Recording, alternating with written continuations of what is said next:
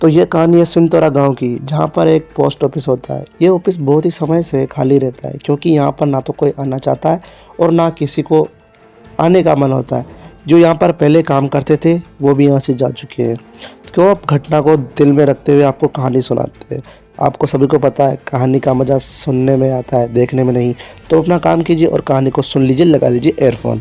तो शाम की ड्यूटी नई नई लगी थी, उसको अभी अभी नौकरी मिली थी, तो उसको जल्दी नौकरी की थी, तो इसलिए वो यहाँ पर सिंदूरा गांव के अंदर आ गया है, क्योंकि उसको यहाँ पर ही पोस्टिंग मिली थी।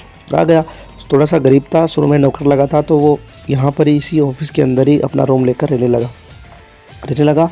तो उसने अपना रूम अच्छे से सजाया, बेड वेड साफ़ किया और वो यहाँ से अपने सामान लेने चला गया बाज़ार में। वो जैसे ही आया और अपना दरवाज़ा खोला अपने रूम का, तो उसकी आंखें एकदम से फटी की फटी रह गई। क्यों? क्योंकि उसने जब देखा तो वो जो सामान जमा हुआ था वो बिल्कुल बिखरा हुआ था, पूरा तहस महस हुआ था। पर जब उसकी नज़र खिड़की पर गई तो उसको खिड़की खुली हुई दिखाई दी। तो उसको लगा कि ये कोई किसी जानवर का काम हो सकता है, या फिर किसी बिल्ली का, या फिर हवा के कारण। तो वो इसको नज़रअंदाज करके सो गया। सोया तो उसको जब 1:30 बजे दरवाजे पर नॉक हुई, टक टक टक टक टक टक, तो एकदम से चौंक गया कि इतनी रात को कौन होगा। तो उसने जब देखा तो बाहर एक चौकीदार था। अंधेरे में उसको साफ उसकी शक्ल दिखाई नहीं दे रही थी।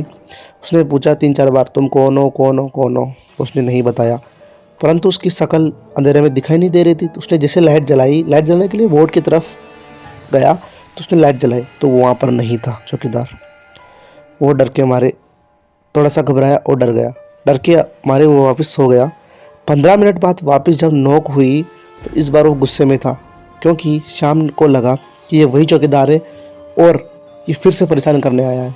तो जब वो देखा तो वही चौकीदार। तो जब उसने उससे पूछा कि तुम कौन हो, तो उसने कहा, सॉरी मालिक, मैं यहाँ पर ही काम करता हूँ और पहले अंधेरा था इसलिए मैं टॉर्च लेने गया था। तो उनके बीच में दोस्ती हुई। उसने कहा कि मैं यहाँ पर कई सालों से काम करता हूँ, इस ऑफिस की रखवाली में ही करता हूँ। तो उन दोनों के बीच में दोस्ती हुई, बहुत अच्छे दोस्तों की तरह रहने लगे। उसके बाद कम से कम 15 दिन बाद जब शाम अपने ऑफिस का काम कर रहा था, तभी उसके एक मेल आया और उसमें सॉरी मांग रखा था कि हम जल्दी से जल्दी आपके वहाँ पर चौकीदार की व्यवस्था करेंगे। तो एकदम से चौंक गया। उसको लगा कि ये कोई गलतफहमी है, उनको नहीं पता।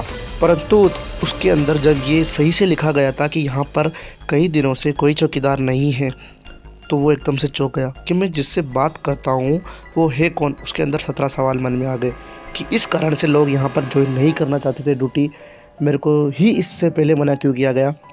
तो जब रात को सोया कि आज इसका पर्दाफाश करेंगे, तो वो सोया तो उस रात तो वो चौकीदार आया ही नहीं। तो कल रात वो चौकीदार आया और जब वो बोल रहा था उससे शाम से कि उसने अपनी बातें बताई कि मैं कल क्यों नहीं आया, परंतु शाम उसको इग्नोर करके दूसरी तरफ देख रहा था। तो वो जो चौकीदार था वो समझ गया, उसका हाव भाव समझ गया और उसने लगा कि इसको कुछ शक हो गया है और कुछ पता चल गया है। तो वो जो चौकीदार था वो एकदम से भूत के वेश में आ गया, मतलब डरावना सा हो गया। लंबे लंबे बाल करने, काली शक्ल, एक तरफ से उसकी आंख निकली हुई थी, लंबे हाथी जैसे दांत, और वो धीरे धीरे शाम की तरफ आ रहा था। उसने जोरदार गर्दन पर उसके हाथ रख दिया, उसकी गर्दन दबाई और वो बहुत ज़ोर से चिल्लाने लगा श्याम। तो उसका जैसे दम घुटने लगा था, तो वो ज़ोर ज़ोर से चिल्ला रहा था। तो वहीं बिल्डिंग में काम कर रहे 2 मैकेनिक आए और उन्होंने कहा क्या, तो उनकी आवाज़ सुनकर वो चौकीदार गायब हो गया और उसके बहुत ही ज़्यादा सांस में दिक्कत आ रही थी और उसके निशान भी हो गए थे। तो वो इसी डर में उस रात तो सो गया और जब उसने सुबह देखा तो उसकी गर्दन पर निशान थे। उसके बाद उसको लगा कि ये कोई सपना नहीं था, हकीकत थी।